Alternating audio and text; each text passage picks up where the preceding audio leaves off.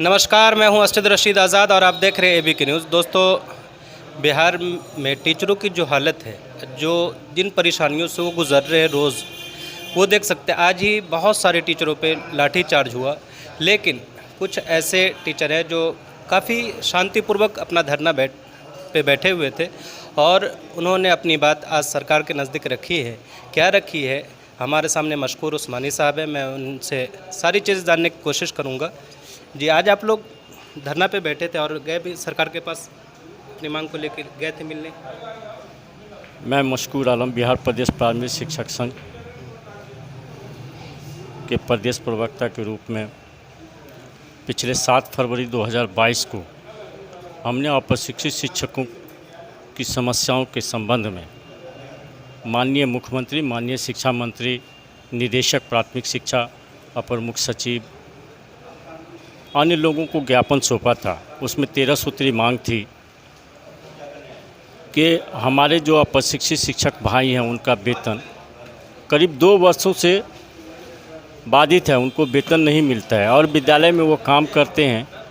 कोई भी आदमी अगर कहीं काम करता है तो उसको शाम में वेतन मिल जाता है, और या तो किसी भी कर्मचारी, सरकारी कर्मचारी अगर 30 दिन काम करते हैं तो 30 दिन के बाद उनको वेतन 1 से 10 तक मिल जाता है। लेकिन यह हमारे शिक्षक भाई ऐसे हैं जो निहायत ही कठिन दौर से गुजर रहे हैं। 19-20 माह से उनका वेतन भुगतान नहीं हो रहा है।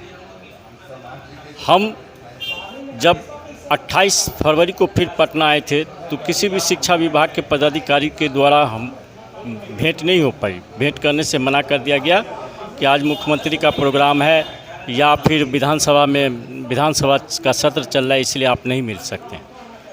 उस आवेदन के माध्यम से हमने कहा था कि अगर अप्रशिक्षित शिक्षकों के संबंध में किसी तरह का ठोस पहल सरकार के द्वारा नहीं की जाती है तो अप्रशिक्षित शिक्षक विवश होकर बिहार प्रदेश प्राथमिक शिक्षक संघ के बैनर तले पटना के गर्दनी बाग में धरना प्रदर्शन करी। सरकार को हमने 11 मार्च को धरना प्रदर्शन का सूचना सरकार को आवेदन के माध्यम से दिया था, लेकिन सरकार को सूचना प्राप्त होने के बावजूद भी हम लोगों को वार्ता के लिए नहीं बुलाया।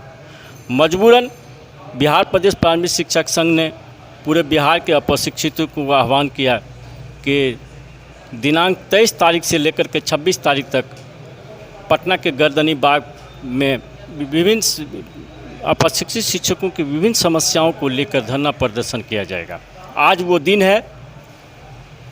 बिहार के कोने कोने से सैकड़ों शिक्षक धरना प्रदर्शन स्थल गर्दनी बाग पर पहुंचे थे।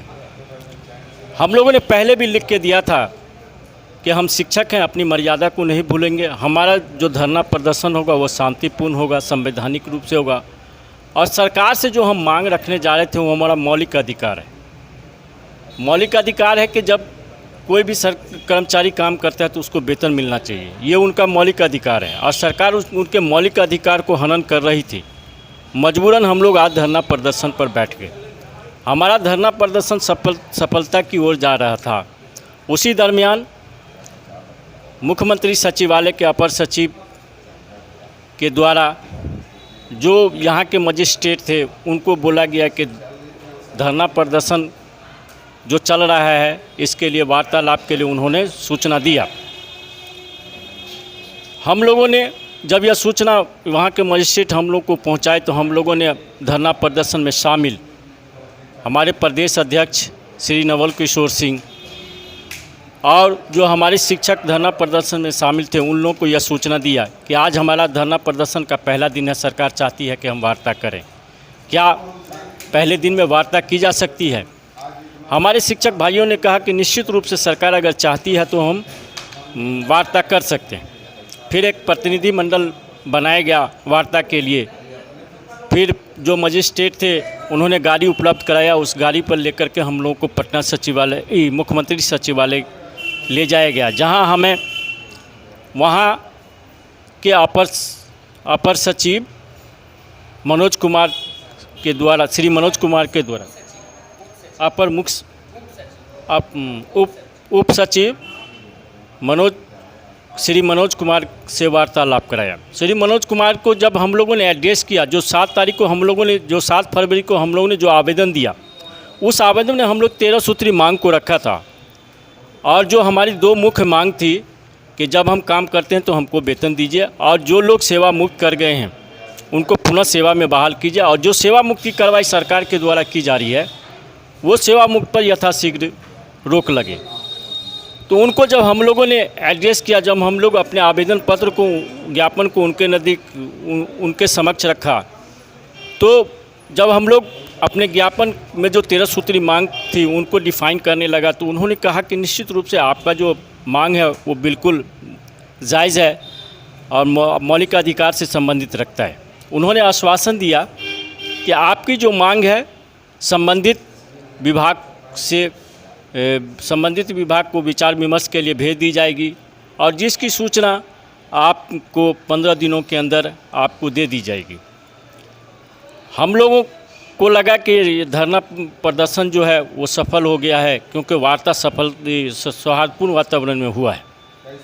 फिर हम लोग धरना प्रदर्शन पर वापस आए। वापस आने के बाद अपने शिक्षकों को संबोधित किए कि हमारे साथ जो क्या वार्तालाप हुई मुख्य सचिव के द्वारा, उनको हम लोगों ने अपने शिक्षकों को समझाया और धरना प्रदर्शन को वहीं अंत कर दिया गया। अगर 15 दिनों के अंदर अगर सरकार हमारी बात पर, हमारे आवेदन पर या हमारी मांगों पर कोई ठोस पहल नहीं निकालती है, तो फिर एक बार पटना की धरती पर हम कोई न कोई आंदोलन करेंगे, जिसकी रूपरेखा हम लोग तैयार कर रहे हैं। निश्चित रूप से अगर हमारी वार्ता पर अगर सरकार के द्वारा ध्यान नहीं देगा तो निश्चित रूप से एक बार पटना की धरती पर फिर हम प्रदर्शन करेंगे। ये हमारी आगे की रणनीति है। जिन लोगों को ड्यूटी से डिस्क्लोज कर दिया गया है, क्या उन्हें फिर से रख लिया जाएगा?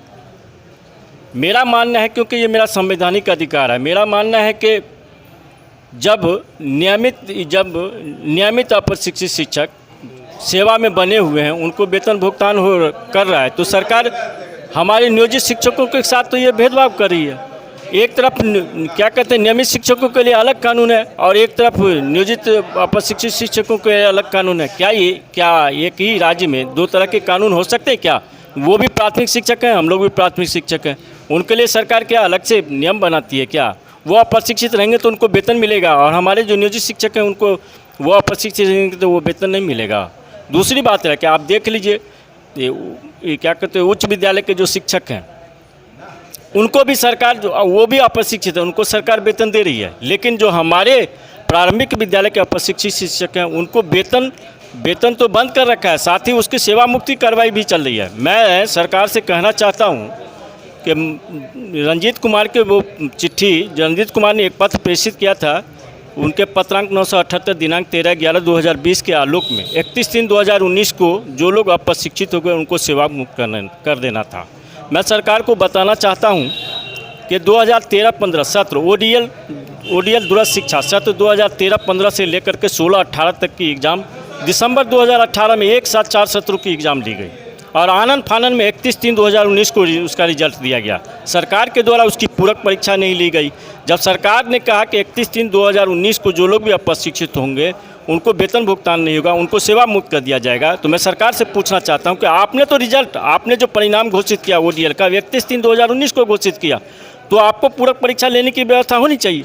अगर कोई आदमी मैट्रिक में फेल हो जाता है, कोई विद्यार्थी फेल हो जाते हैं, तो क्या उसके लिए पूरक परीक्षा की व्यवस्था नहीं होती, सप्लीमेंट्री एग्जाम की व्यवस्था नहीं होती? लेकिन सरकार ने सप्लीमेंट्री एग्ज़ाम की व्यवस्था नहीं की और शिक्षक जिसके कारण उत्तीर्ण हो गए। तो आपका डिमांड ये है कि जो लोग मतलब डिस्क्वालीफाई हुए, अनट्रेंड जिनको कहा गया है, उनको फिर से मौका दिया जाए, उनका एग्ज़ाम लिया जाए?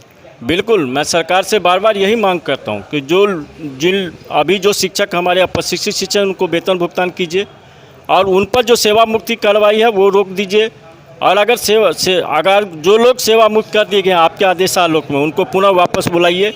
अगर आप वापस नहीं बुलाते हैं तो बिहार प्रदेश प्रारंभिक शिक्षक संघ एक बार फिर पटना की धरती पर जोरदार आंदोलन करेगी, जिसकी सारी जवाबदेही सरकार की होगी। अच्छा, इसमें यह भी हुआ कि कुछ जिलों में लोगों को अपनी नौकरी से नहीं हटाया गया, लेकिन कुछ जिलों में हटा दिया गया है, ऐसा क्यों किया गया? सरकार की एक बीच में चिट्ठी आई थी, उस चिट्ठी में निदेशक ने सभी जिला शिक्षा पदाधिकारी से मांगा था कि आपके ज़िला में कितना सेवा मुक्त किया गया है, उसका वो सूची वो मांगा था। आपको मैं बता दूं कि माननीय उच्च न्यायालय में रंजीत कुमार का वो पत्र 978 दिनांक 13/11/2020 में, उस पत्र के आलोक में 3 ऐसे केसों का जिक्र किया गया था जिस केस में माननीय उच्च न्यायालय ने स्टे लगा दिया और कहा था कि जो इसके बादीगण है उसको भुगतान किया जाए। इसी के सापेक्ष हमारे अप्रशिक्षित शिक्षक माननीय उच्च न्यायालय में अपना केस दर्ज कराए। इस समय 16/214 CWJC संख्या 16/214 जो अताउर रहमान बनाम बिहार सरकार है, उस केस में माननीय उच्च न्यायालय ने कहा है कि इस केस के जो बादीगण हैं उनको वेतन भुगतान कीजिए और उसको सेवा में अस्थायी बने रहने दीजिए।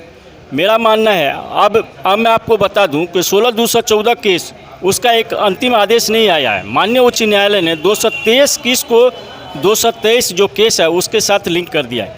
मैं आपसे पूछना चाहता हूं, मैं सरकार से पूछना चाहता हूं कि जब 16/214 में के बादीगण को क्या कहते हैं वेतन भुगतान करना है और उनको सेवा में बने रहना है, तो जो 16/214 का जो आदेश है वो 223 केस में भी आदेश वही पारित होता है। तो आप किस आधार पर उसको सेवा मुक्त कर रहे हैं?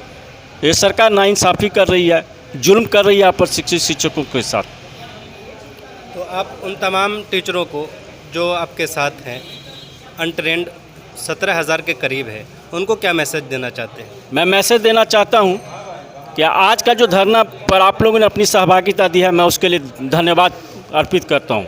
निश्चित रूप से अगर हमारी वार्ता सफल नहीं, अगर हमारी वार्ता जो आज हुई है, हमने जो ज्ञापन सौंपा है, अगर सरकार के द्वारा कोई ठोस पहल नहीं निकाला गया, तो एक बार फिर आपको मैं आह्वान करूंगा कि पटना की धरती पर फिर दोबारा आइए और इस बार का जो आंदोलन होगा वो जोरदार आंदोलन होगा और सरकार को विवश होना होगा। हमारी मांग को मांगने के लिए सरकार को विवश होना पड़ेगा। और मैं अपने अप्रशिक्षित शिक्षक भाइयों से कहना चाहता हूं कि आप अपने आप को दबाव महसूस नहीं करें और मैं आपसे वादा करता हूं कि सरकार जो आपकी सेवा मुक्ति कर रखी है या आपका वेतन भुगतान नहीं कर रखी है, तो आप एक सादे कागज़ पर लिख लीजिए कि आपको सेवा से कभी हटाया नहीं जाएगा।